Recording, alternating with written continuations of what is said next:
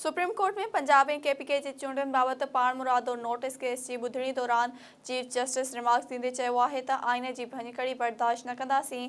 चाहियूं था त चूंडूं वक़्त ते थियनि। Chief justice of Pakistan justice Umar Ata Bandial जी सरबराहीअ में सुप्रीम कोर्ट जी 9 रुकनी लार्जर बेंच पाण मुरादे नोटिस केस जी ॿुधणी कई। लार्जर बेंच में justice Ijaz ul Hasan, justice Mansoor Ali Shah, justice Munib Akhtar, justice Yahya Afridi, justice Mazahir Ali Akbar Naqvi, justice Jamal Khan Mandokhel, justice Mohammad Ali Mazhar ऐं जस्टिस अतहर मिनल्ला शामिल आहिनि। सुप्रीम कोर्ट पाण मुरादो नोटिस में 3 सवाल उथारिया आहिनि त आइनी इख्तियार खे इस्तेमाल कंदे कॾहिं ऐं कीअं चूंडियूं कराइणियूं पवंदियूं। सवाल इहो आहे त आम चूंडुनि जे हवाले सां वफ़ाक़ ऐं सूबनि जी कहिड़ी ज़िम्मेवारी आहे। अदालत CCPO गुलाम डोगर बदली केस में जस्टिस एजाज उल हसन ऐं जस्टिस मज़हर नकवी पाण मुरादो नोटिस वरितो आहे। अदालत चयो त सुप्रीम कोर्ट आइन जी भञकड़ी बर्दाश्त न कंदी। चाहियूं था त चूंडियूं आइन मूजिबि थियनि।